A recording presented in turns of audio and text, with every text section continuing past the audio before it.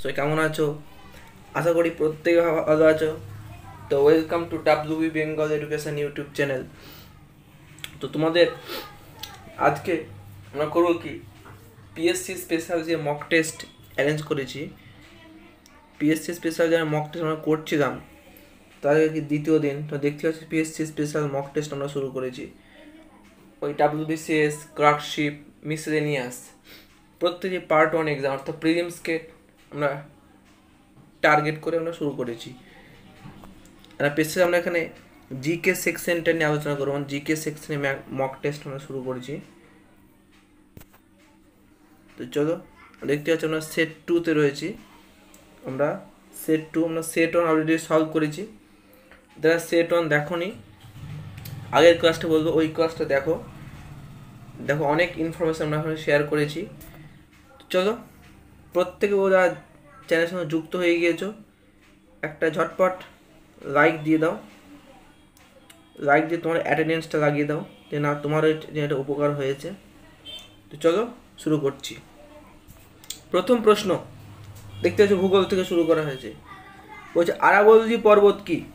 এই আরাবল্লী পর্বত, প্রথম বলে দিই যে প্রশ্নটা যাওয়ার আগে, যে আরাবল্লী পর্বত একটা কি পর্বত? চারটে অপশন পরপর দিয়েছে। প্রথম অপশনে বলছে আরাবল্লী একটা ভঙ্গিল পর্বত, দ্বিতীয় অপশনে বলছে আরাবল্লী একটা স্তূপ পর্বত, আর 3 নম্বর বলছে একটা আগ্নেয় পর্বত, আর 4 হচ্ছে হোস জাতীয় স্তূপ পর্বত। কোনটা হবে? তা আরাবল্লী কী হলো? আরাবল্লী হলো একটা ভঙ্গিল পর্বত। এটা ভঙ্গিল পর্বতের উদাহরণ হলো আরাবল্লী। এই আরাবল্লী কিন্তু আমরা জানি যে ভঙ্গিল পর্বতের দুটো টাইপ হয়, একটা নবীন ভঙ্গিল পর্বত, একটা হচ্ছে প্রাচীন ভঙ্গিল পর্বত। নবীন ভঙ্গিল পর্বত এর মধ্যে অবশ্য নাম, তোমার হিমালয়ের নাম শুনেছ, হিমালয়, যেটা হচ্ছে নবীন ভঙ্গিল পর্বত। আর প্রাচীন ভঙ্গিল পর্বতের মধ্যে আমরা আরাবল্লী পর্বতকে ধরবো, হচ্ছে প্রাচীন ভঙ্গিল পর্বত। তোমাকে প্রত্যেকে কমেন্ট করে জানিও, তোমার একটা হোমওয়ার্ক দিলাম যে এই আরাবল্লী যে পর্বত, এই আরাবল্লী পর্বতের সর্বোচ্চ শৃঙ্গের নাম কি? আমরা নেক্সট যে পয়েন্টটা আসছি স্তূপ পর্বত। তো স্তূপ পর্বত একটা উদাহরণ কী হবে?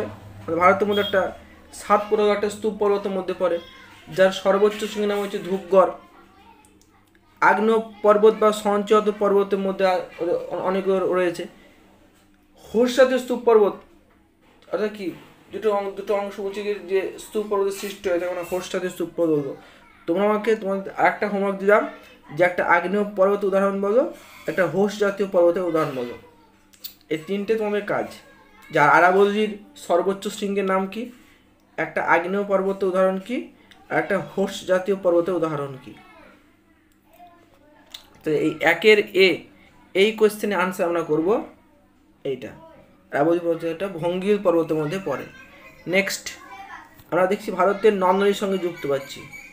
চলো, বলছে পোলাভরম প্রজেক্ট। পোলাভরম একটা প্রকল্প। এই পোলাভরম প্রকল্প এটা কোন নদীর সঙ্গে সম্পর্কিত, মানে কোন নদীর সঙ্গে যুক্ত এই পোলাভরম প্রজেক্ট? এটা আমরা অপশন সঠিক উত্তর দেওয়ার আগে আমরা বলবো, এই যে সঠিক উত্তর হচ্ছে কি, গোদাবরী হলো সঠিক উত্তর। এই গোদাবরীর সঙ্গে যুক্ত আছে এই পোলাভরম প্রজেক্ট। এই গোদাবরী যে নদীটা রয়েছে, যার দৈর্ঘ্য কত? এর দৈর্ঘ্য হলো 1465 কিলোমিটার হলো এর দৈর্ঘ্য, এই গোদাবরীর দৈর্ঘ্য। আবার ডাব্লিউবিসিএস এর প্রিলিমস এই কোয়েশ্চেন পেপার দিয়েছিল গোদাবরীর দৈর্ঘ্য কত। এটা হলো দক্ষিণ ভারতের সব থেকে দীর্ঘতম নদী হলো গোদাবরী, এবং আমাদের যে লার্জেস্ট পেনিনসুলার সিস্টেম রয়েছে, উপদ্বীপীয় মালভূমি অঞ্চল, সেই উপদ্বীপীয় মালভূমি অঞ্চলের মধ্যে সব থেকে বড় নদীর নাম হচ্ছে এই গোদাবরী, মানে বৃহত্তম নদী। এই গোদাবরীর তীরে একটা আমরা শহর দেখতে পাবো, এবং নাসিক শহর রয়েছে গোদাবরীর তীরে। নাসিক শহর, এটা মহারাষ্ট্র, নাসিক শহর গোদাবরীর তীরে অবস্থিত। এই গোদাবরী নদীকে বলা হয় দক্ষিণ ভারতের গঙ্গা বলা হয়। একে বলা হয় দক্ষিণ ভারতের গঙ্গা, এই গোদাবরীকে। যদি তোমাদের এইখান থেকে একটা প্রশ্ন অনেকেরই ছেলেদের গুলিয়ে যায় যে দক্ষিণ ভারতের গঙ্গা দুখানা নদীকে বলা হয়, যদি তোমাদের পরীক্ষা অপশন থাকে যে দক্ষিণ ভারতের গঙ্গা বলা হয় কোন নদীকে, এবং অপশনের মধ্যে কাবেরীও থাকে আর গোদাবরীও থাকে, তো কোনটাকে উত্তর নেব? দেখবা তোমাদের ইংলিশটা কী আছে কোয়েশ্চেনে, যদি গঙ্গা অফ সাউথ ইন্ডিয়া থাকে তো সেক্ষেত্রে আনসার করব গোদাবরী, আর যদি গঙ্গা অফ সাউথ থাকে সেক্ষেত্রে আনসার করব কাবেরী। খেয়াল থেকে কথাটা। আর এখানে আমরা প্রথম যেটা দেখব যে এই গোদাবরী অপর নাম কি বৃদ্ধ গঙ্গা, পেন গঙ্গা, ওয়েন গঙ্গা, এইসব বলছি আমরা উপনদী এগুলো। এবং এই কাবেরী এটা দক্ষিণ ভারতের মধ্যে পড়ে। এই দেখছি ওই গোদাবরী, কৃষ্ণা, কাবেরী এই প্রত্যেকটা নদী কিন্তু হচ্ছে পূর্বায়ন নদী। মানে দক্ষিণ ভারতের যে নদ নদী তাকে দুটো পার্টে ভাগ করা হয়, যারা পূর্ববাহিনী নদী তারা বঙ্গোপসাগরে গিয়ে পড়ে, আর যারা পশ্চিম বাহিনী নদী তারা হয় আরব সাগরে গিয়ে পড়ে, নয় খাম্বাত উপসাগরে গিয়ে পড়ে। ঠিক আছে, চলো তো এই দুইয়ের যে প্রশ্ন তার জন্য সঠিক উত্তর করবো আমরা অপশন সি, গোদাবরী হলো সঠিক উত্তর। চলো নেক্সট কোয়েশ্চেনে দেখে যাচ্ছি যে কোন নদীর তীরে কোটা অবস্থিত। কোটা শহর, এই কোটা শহরটা রাজস্থানে রয়েছে, ফেমাস ফর কোচিং সেন্টার।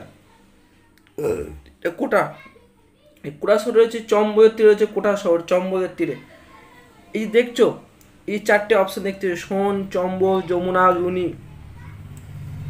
এর মধ্যে যমুনা এবং সোন এই দুটোই কিন্তু গঙ্গার উপনদী, এবং এই দুটো হচ্ছে কিন্তু গঙ্গার ডান তীরের উপনদী। খেয়াল দেখো, এটা গঙ্গার হলো ডান তীরের উপনদী এই যমুনা এবং সোন। গঙ্গার যতগুলো উপনদী রয়েছে তার মধ্যে সব থেকে বড় উপনদী হচ্ছে যমুনা নদী, সব থেকে বড় উপনদী। এবং এই যমুনার উপনদী হচ্ছে চম্বল, বেতোয়া, এরা আর কিন্তু ঠিক রাখতে হবে।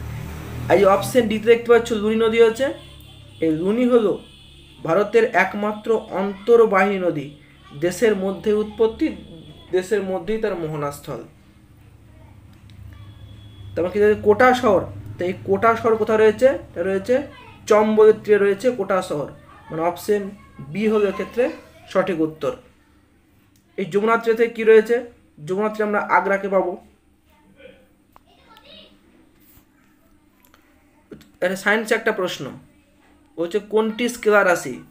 এদের মধ্যে স্কেলার রাশি কোনটা, আমরা জানি যে রাশিগুলোকে যে দুটো পার্টে ভাগ করা হয়, একটাকে বলা হয় ভেক্টর রাশি, একটাকে বলা হয় স্কেলার রাশি। স্কেলার রাশির মধ্যে কি আছে, এর মধ্যে শক্তি হচ্ছে স্কেলার রাশি, এই অপশন ডি হচ্ছে সঠিক উত্তর।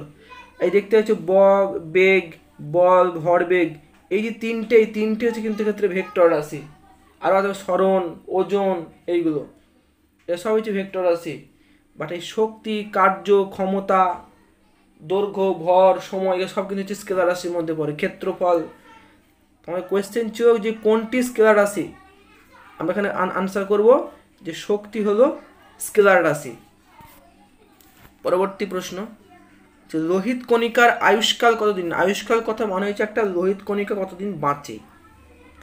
লোহিত কণিকার আয়ুষ্কাল হলো 120 দিন। এবার তোমরা আমাকে জানাবা যে শ্বেত রক্ত কণিকার আয়ুষ্কাল কতদিন। যেন আমাদের মধ্যে যে রক্ত কণিকা থাকে, সেই রক্ত কণিকাকে আমরা কিন্তু তিনটে ভাগে ভাগ করি। একটা হচ্ছে লোহিত রক্ত কণিকা, একটা শ্বেত রক্ত কণিকা, একটা অনুচক্রিকা। লোহিত রক্ত কণিকার আয়ুষ্কাল তো 120 দিন হয়ে গেল উত্তর। এবার তুমি জানাও যে শ্বেত রক্ত কণিকার আয়ুষ্কাল কতদিন, এটা প্রথমে কমেন্টে জানিও এই ক্লাসটা শেষ হয়ে যাওয়ার পর। এবার একটা এর বুকস অ্যান্ড অথর্স থেকে একটা প্রশ্ন, এই প্রশ্ন প্রত্যেক পরীক্ষাতে এসে থাকে, এ খুব common topic. My experiment with truth, এই যে বইটা, এটা কার লেখা বই, এটা অবশ্যই এটা হচ্ছে গান্ধীজির লেখা বই, মাই এক্সপেরিমেন্ট উইথ ট্রুথ। তো আবুল ফজল লেখা বইয়ের নাম বলো। আইনি আকবরী, আকবরনামা, আকবরের পিরিয়ডে নিয়েছিলেন। তারপর হচ্ছে অরবিন্দ ঘোষ, মানে এর লেখা বই কি, ভবানী মন্দির একটা রয়েছে। তারপর ঋষি অরবিন্দ ঘোষ লাইফ ডিভাইন, এই যে বইগুলো লাইফ ডিভাইন, এই বইটা কার, এই বইটা হচ্ছে অরবিন্দ ঘোষের লেখা বই। আর যে আশুতোষ মুখোপাধ্যায়, এখানে আমরা কী বলি, এখানে আমরা বলি বাংলার বাঘ। এখানে বলি কি দ্য টাইগার অফ বেঙ্গল হয়, বাংলার বাঘ বলি একে। তোমার পরীক্ষা আসতে পারে যে বাংলার বাঘ নামে পরিচিত কে, আশুতোষ মুখোপাধ্যায়। তাই 6 দাগের যে প্রশ্ন তার জন্য সঠিক উত্তর করবো আমরা option A, my experiment with truth. এই বইটি কার লেখা, উত্তর হবে গান্ধীজি। এবার দেখো কোয়েশ্চেন, বলছে জাতীয় কংগ্রেস প্রতিষ্ঠার সময় ভারতের ভাইসরয় কে ছিলেন? অর্থাৎ যখন জাতীয় কংগ্রেস প্রতিষ্ঠা করা হয় তখন ভারতের ভাইসরয় পদে কে ছিলেন? উত্তর আনসার করব লর্ড ডাফরিন। লর্ড কার্জনের সময়কালে কী হয়েছিল? একটা গুরুত্বপূর্ণ ঘটনা আমরা জানি যে 1905 সালের 16 অক্টোবর মানে আমাদের দেশে বঙ্গভঙ্গ হয়েছিল, বাংলাকে ভাগ করা হয়েছিল। লর্ড কর্নওয়ালিসের সময়কালে কী পাবো? চিরস্থায়ী বন্দোবস্ত। সালটা কত? সালটা যে 1793, 1793। এই সালে কী হয়েছিল? চিরস্থায়ী বন্দোবস্ত কিন্তু চালু হয়েছিল। তো 7-এর দাগের যে প্রশ্ন হচ্ছে জাতীয় কংগ্রেস প্রতিষ্ঠার সময় ভারতের ভাইসরয় কে ছিলেন? উত্তর হবে লর্ড ডাফরিন, অপশন এ। তো বলো জাতীয় কংগ্রেস কত সালে প্রতিষ্ঠা করা হয়? জাতীয় কংগ্রেস প্রতিষ্ঠা হয়েছিল 1885 খ্রিস্টাব্দে জাতীয় কংগ্রেস প্রতিষ্ঠা হয়। আর তোমাদের এই জাতীয় কংগ্রেস এদের তোমার একটা বিষয় একটা মনে করে দিয়েছি যে নেক্সট যে ক্লাস আমরা আনবো সেই জাতীয় কংগ্রেস থেকে একটা মাস্টার ক্লাস আনবো, ওর বাইরে জাতীয় কংগ্রেসের কিছু পড়াশোনার দরকার হবে না, টপিক বেস ক্লাস আনছি। প্রত্যেকে বলবো যা ভিডিওটা দেখছো অবশ্যই লাইক করে দিও, শেয়ার করে দিও। চলো নেক্সট প্রশ্ন দিকে আমরা যাই। হরপ্পা সভ্যতা কত খ্রিস্টাব্দে আবিষ্কৃত হয়? আমরা জানি যে প্রাচীন ভারতের যে সভ্যতা আমাদের ইতিহাসের মধ্যে পড়তে হয় তার মধ্যে একটা হচ্ছে সিন্ধু সভ্যতা বা হরপ্পা সভ্যতা রয়েছে। এই সিন্ধু সভ্যতার অনেকগুলো কেন্দ্র নাম পাওয়া যায়, তার মধ্যে 7টা কেন্দ্রের নাম গুরুত্বপূর্ণ। তার মধ্যে দুটো হচ্ছে একটা হরপ্পা, একটা মহেঞ্জোদারো। এই হরপ্পা কথা অর্থ কি? এই হরপ্পা কথা অর্থ হচ্ছে পশুপতির খাদ্য, আর মহেঞ্জোদারো কথা অর্থ মৃতের স্তূপ বা মরার ঢিবি। এই হরপ্পা যেহেতু প্রথম নামটা মানে প্রথমটাই হরপ্পা, তো হরপ্পা সভ্যতা এটা আবিষ্কার করা হয়েছিল 1921 সালে। যদি মহেঞ্জোদারো বলতো সেটা উত্তর হতো 1922 সালে। 1930-এ বুঝতে পারছো গুরুত্বপূর্ণ ঘটনা কি ইতিহাসের ক্ষেত্রে? আমরা ডান্ডি মার্চ জানি 12ই মার্চ 1930-এর। আর প্রত্যেকে জানাও যে 1934 ঘটনা কিছু আর তোমাদের মনে পড়ছে কিনা? 1934-এ কী ঘটেছিল এটা তোমরা বলো। তো 8-এর দাগের যে প্রশ্ন তার জন্য সঠিক উত্তর হবে অপশন সি, সঠিক উত্তর।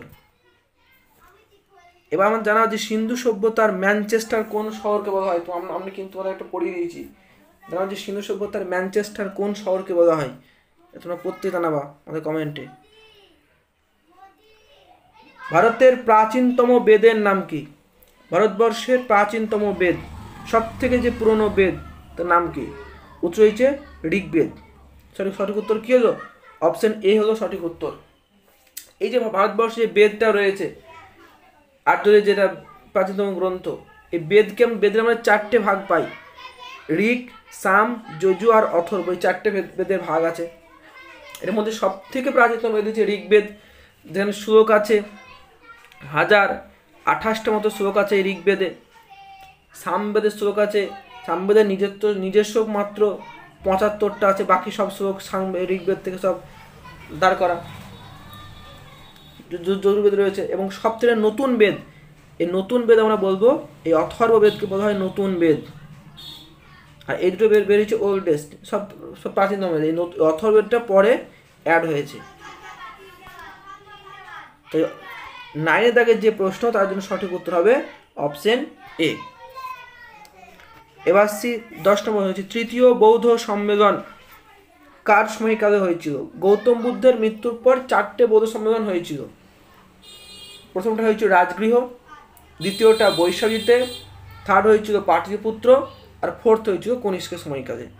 তো অপশন সি হবে এক্ষেত্রে সঠিক উত্তর, অপশন সি।